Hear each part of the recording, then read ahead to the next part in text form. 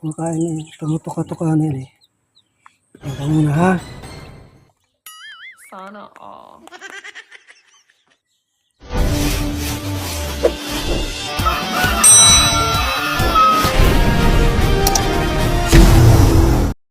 Ito yung anak ng wild kelso. 4 na itlog na sa incubator. Isa lang napisa. Pansamantala ko lang sila naging dito kasi umalis kami nagatid sa mga bata. Ito siya oh. Pero malakas na siya. Kahapon lang to eh. Kahapon kasi, linggo ng gabi. Umano na siya na yung bang itlog niya na parang may biyak na kaunti. Kaya pinabayaan ko na, sabi ko lalabas na. Siguro to lalabas na ba? Kaya pinabayaan ko muna siya. Tapos nung kalunisan na, hindi ko siya tinignan lunes ng umaga, tinignan ko siya mga bandang hapon na. Isas, hindi pa rin nakalabas. Kaya yung ginawa ko, tinulungan ko na siya para makalabas. Kasi hindi siya nakalabas dun sa sa igbang Nasa loob pa rin siya, lunes na ng lunes na ng hapon, nasa loob pa rin siya ng itlog. Di ba? Kala ko patay. Kaya nung pinakinggan ko itlog, buhay pa ba to? Buhay pa. Kaya biniyak ko na itlog talaga. Pero hindi ko siya pinalabas. Ilagay ko lang sa incubator yung itlog. Ko kung kaya na siguro sa lobas kasi ko na eh. Tinanggal ko ng kalahati eh. Kaya yung likod niya, tingnan nakawawa yung likod. Pero balahibo pa yan eh. Pag matagal-tagal siguro yan, na yan. Babalik siguro. Balahibo yan, natuyo na sa dugo yan, natuyo na eh. Kaya kagabi, ganyan na siya. Buti malakas na eh. Ilagay ko muna siya dyan.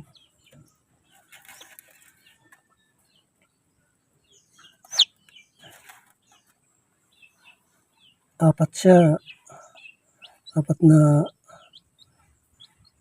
white kelso yung itlog niya eh. Tapos isa lang siya napisa. Meron pa sana dun sa inahin talaga eh. Siyam na itlog pa yun eh. Hindi ko alam kung bakit ayaw pa mapisa.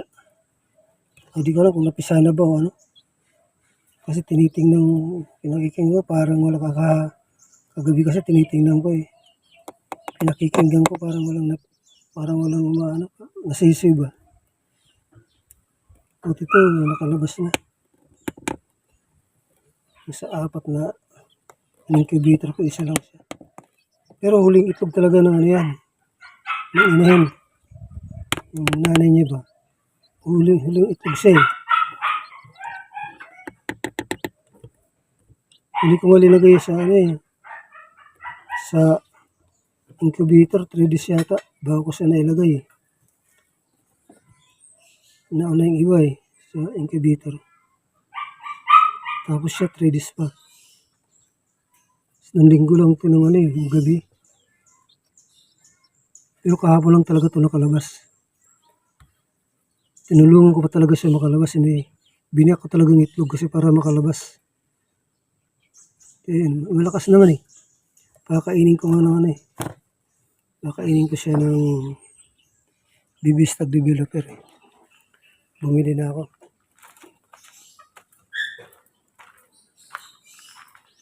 Para makakain siya. Naghahanap ng pagkain ito eh.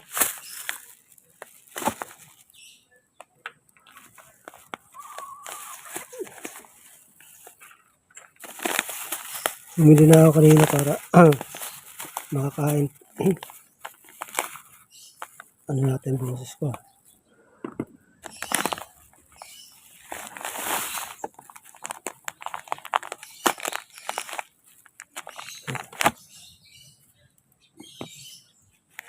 Kain. Bibistag booster pala to. Hindi pala bibistag developer. Pwede pala to sa 1 day old na bagong sisiw pa lang. Ito palang bibistag developer. O 1 month old pala yun. Ito yung pinapakain ko sa kanya eh. Saka yung mga bago kong sisiw. Pag meron akong bagong nahans. Mga 1 day old pa lang binibigyan ko na ito.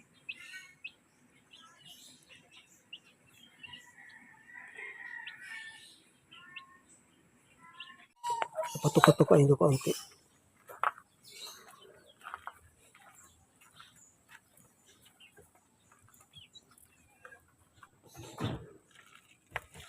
Malakas na rin naman kahit pa paano. Ayun, pakain ko sa kanya.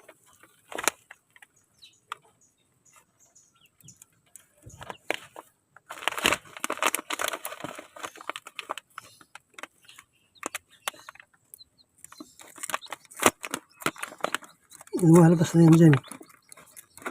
Tinakpan ko lang kasi umalas kami. Tinakpan ko lang siya.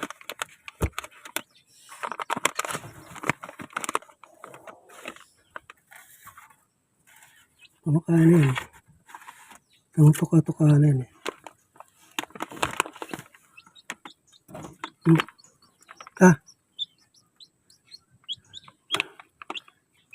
Puti siguro to. Ito ng white hills eh.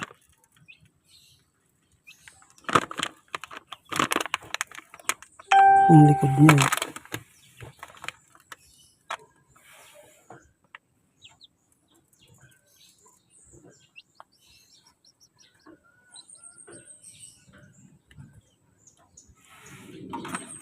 Diyan ka muna. Hintayin ko pa kung ilang kapatid mo yung napisat din ng nanay mo. Di ko pa alam kung napisat ba yung lahat ba yung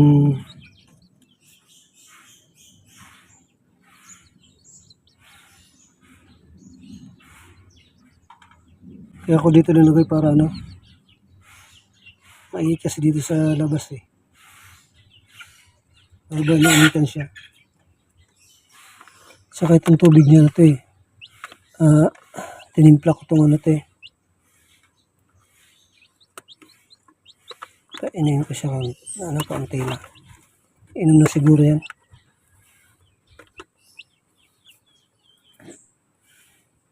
Tumahay ka na dyan ha. Huh?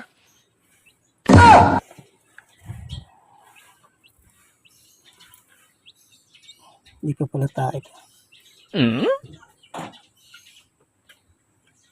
Kumakain eh. Tumutuka-tuka na yun eh. Diyan ka muna ha.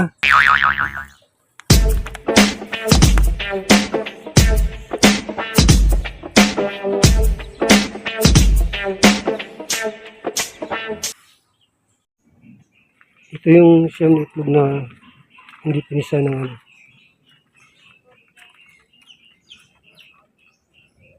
inahin.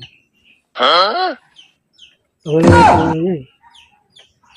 Masarap pangalawang ito eh. Paglilimlim. Siyam yan. Isa nabasag na. Siyam yan. 24 days yata.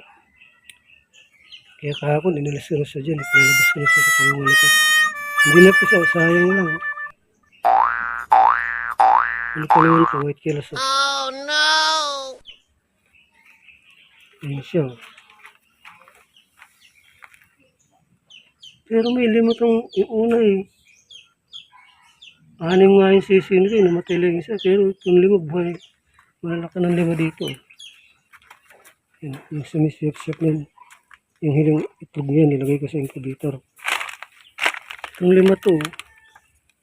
Malalaki na nga oh. Dalawa yung puti. Hindi ko lang kung may lalaki sa puti na yan. Dalawang puti. Yun lalaki talaga. Hindi mo yan eh. Yung una niya. Una niyang first bat niya na anak. Una niyang anak eh. Ano yan pero. Tapos ito yung sisiyo niya. Yung huling itlog niya. Nilagay sa incubator. Yung unang itlog, yung huling itlog niya talaga yan eh. Yung 16 yata ito na itlog. 15 ba? Yan ang pangalawang huling itlog niya. Ito. Hindi ko lang kung babae ba ito. Maging doon na lalaki ito. White kills yung tatay niya. Ang ilang araw pa lang yan. Pangatlong araw pa lang yan. Gusto nilagay.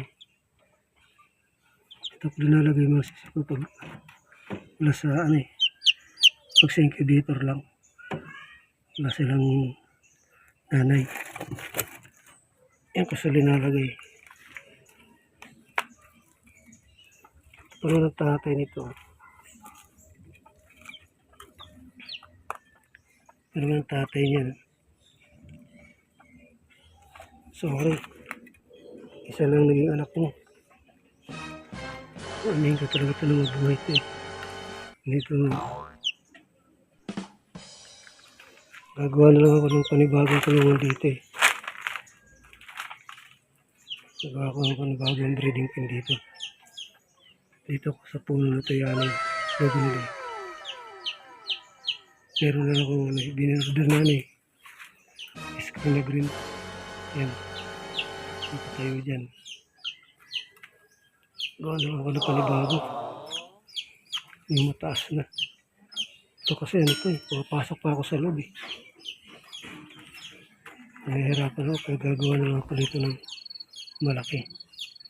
Mula dyan.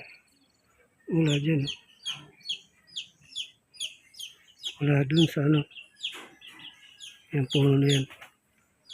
Tapos hanggang dito. Gagawa na ako dyan. Panibago na lang.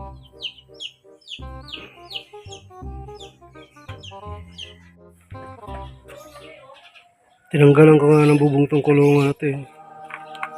Babaguhin ko. Kasi hirap pagpasok. Ang hirap pumasok-pasok dyan. Yung manok ko ng itlog. Saka nag-aano na.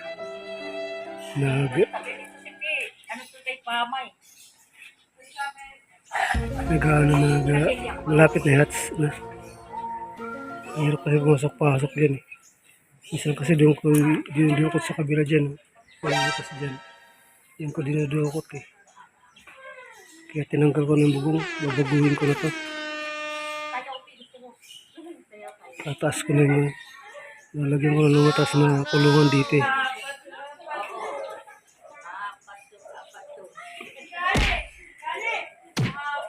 Tataasan ko na yung tubo nila dito sa tabi. Tataasan ko rin kulungan ko para maging maganda na.